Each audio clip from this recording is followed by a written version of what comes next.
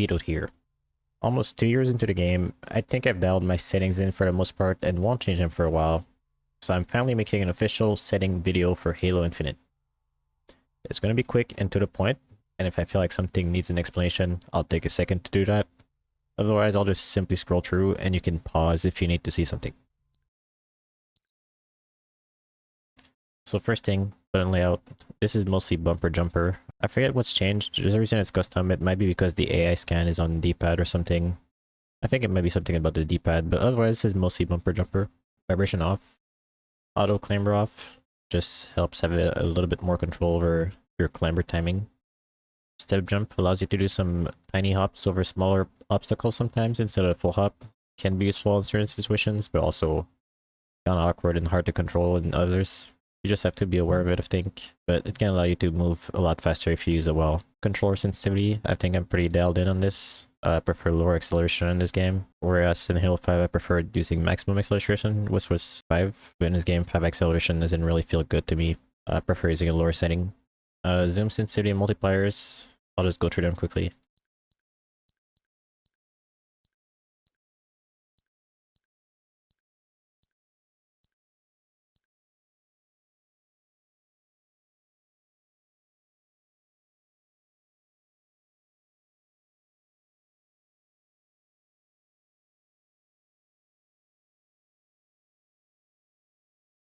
Now into mouse and keyboard settings.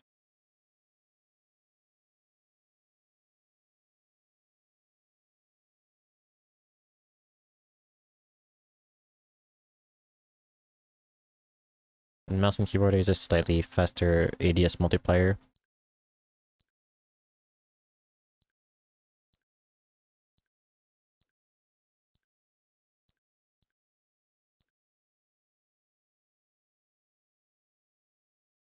Mouse acceleration disabled. My binds here, I mostly use, I think this is mouse 5, the button closest to you for crouch. I don't really use control a whole lot, because there is an alt bind just in case. Equipment, middle mouse button click. Melee is mouse 4, the mouse button that's further away from you. I don't know which number it is, it could be the opposite, but hopefully the description, the location makes sense. Scroll wheel up to zoom in or out, not down. Down is actually to ping people. Also use T, but I find that sometimes when I use T, I accidentally reload, and it can lead to awkward situations. I mean, that's mostly on me and my finger positioning. Anyway, the Z to scan.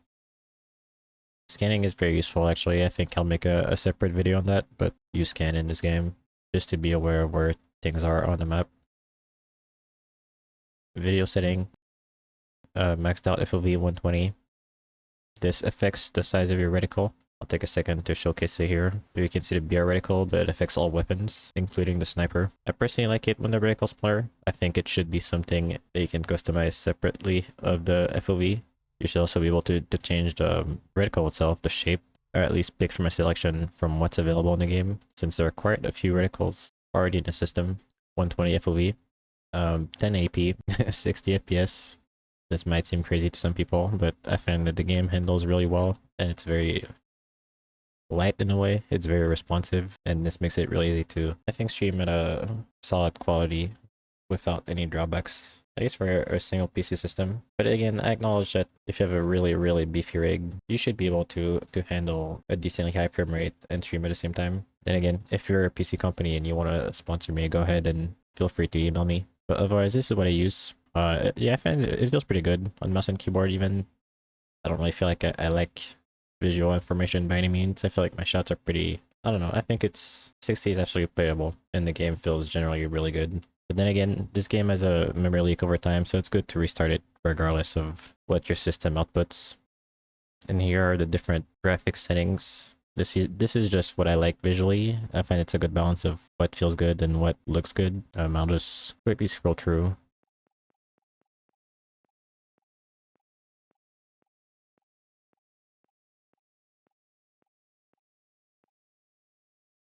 I want to take a second to talk about volumetric fog. This is very different depending on the map, but there's a pretty significant difference between having an off and on at all. These three settings are mostly the same visually, but when it's off, maps are generally clearer and you can see more in the distance. But if you actually turn it on or put it on low, whatever the setting, then there's more distance fog on the map. Depending on maps like Bazaar, for example, the difference is pretty intense. It also kind of affects how your outlines are perceived a little bit against the fog versus against the harsher light and lines on the map.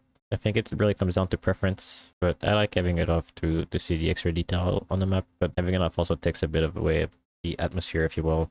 I have ray trace sun shadows on. The GPU is at 3080, so I think it's not really a big strain on it.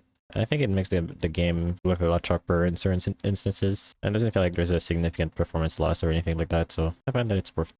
Sensory settings, they're all mostly turned off. I find that they're mostly distracting in most cases. The sharpening helps kind of just see like things in crisper detail, but I think it's also a matter of preference. Oh, something I almost forgot to mention. Halo Infinite is a screen calibration feature that you can find under the video settings on PC. I'm pretty sure this is on console as well, but I'll have to double check. You just come here, I think you press Y on the controller, and there's a slider you can adjust that affects the brightness of the environment. I'm not sure if brightness is the proper way to describe it. It could be gamma, I'm not sure, but mine is set to -25, meaning the environment and the game generally is slightly darker. And in turn, I find that the outlines stand out a bit more because this setting doesn't affect the brightness of the outline and the HUD itself. So that is something to absolutely take into account. I'll show a side-to-side difference between the default setting and what I use. Audio, if that matters. I have the voice turned off. That means the announcer is turned off as well. It's mostly just the sounds of the map. The medals don't get called out or anything. There's no AI voice, no power up and callouts. Music is also turned off. And right up. No, I'm not sure at what point I turn this off. I'm gonna turn this back on. I think at some point I wanted to test out something. Yeah, there's quite a big difference actually.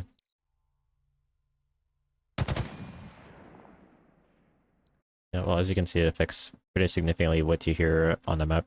I like hearing what's going on the map, so I'd like to keep this on. This, I think it really depends on your sound system or your headset or whatever you're using. I suggest trying both and seeing what works for you. I find that compressed is only if you feel like your sound system is a limited range, or like you're using some, I don't know, maybe something that doesn't have as much depth. This will help you hear everything the more balanced way and use dynamic. Maybe if you're using something with surround sound or like audio that gets output in different location in your either speaker or ear system. But really, I'm not sure if my explanation makes sense, so I recommend just trying it out and seeing what you can hear better here.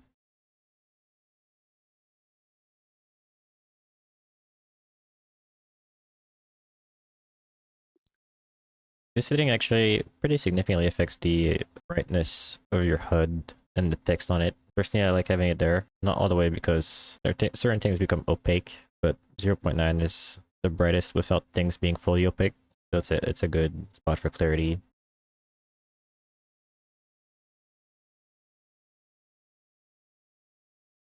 Since I'm capped at 60 FPS, I don't really need to see my FPS counter. It's mostly going to be at 60 the most time, and if it, for whatever reason, it's not at 60, I usually know I should probably just restart my game for whatever reason. I can immediately tell if there's any sort of drop, so I don't really need to see it. I don't really need to think about it. Same thing with the ping display. I find that generally playing this game online, it's pretty, regardless of your ping, you should expect shenanigans. Might as well just have it turned off so I don't really have to think about that and just play the game normally. And also, I found that the game, when there's packet drops or unstable latency or whatever, is going to show regardless of whether this is turn on or off. So yeah, I prefer to just keep it off at this point. Outlines, I find that lime is pretty bright, especially for how my settings tuned.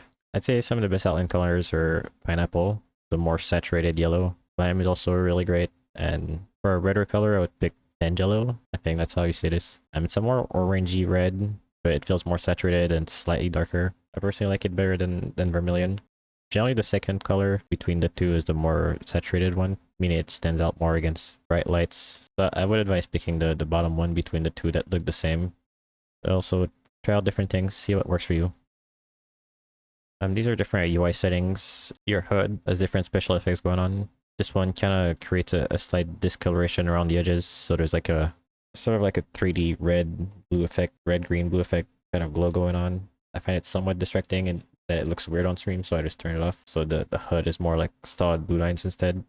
Bloom is a certain, it's more like a glow effect. It helps HUD elements stand out more, like the text. The bloom effect makes it glow, if you will. So it makes the text slightly more legible in my opinion. I keep this on. It compounds with your HUD opacity. So this with the bloom affects how bright it is even more. And the parallax is a setting where your HUD moves around when you're looking around. It's like a immersive effect, but it can be slightly distracting in my opinion. I prefer to keep it off. Weapon offsets. People tend to remove their guns from a screen or make them as little as possible. I prefer that they're visible on the screen. So these settings usually put more of the gun on the screen than not. I'll show some examples as I go through the settings.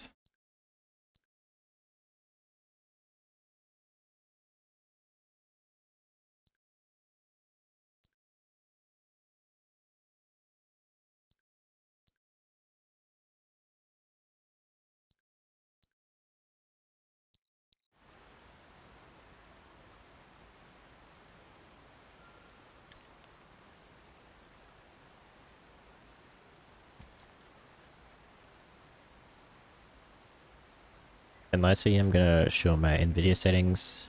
So if you want to tune your screen a little bit and make it look in a similar way, you just open your NVIDIA control panel. You can come here under display settings and adjust desktop color settings. You pick the monitor you're using, and assuming it supports it,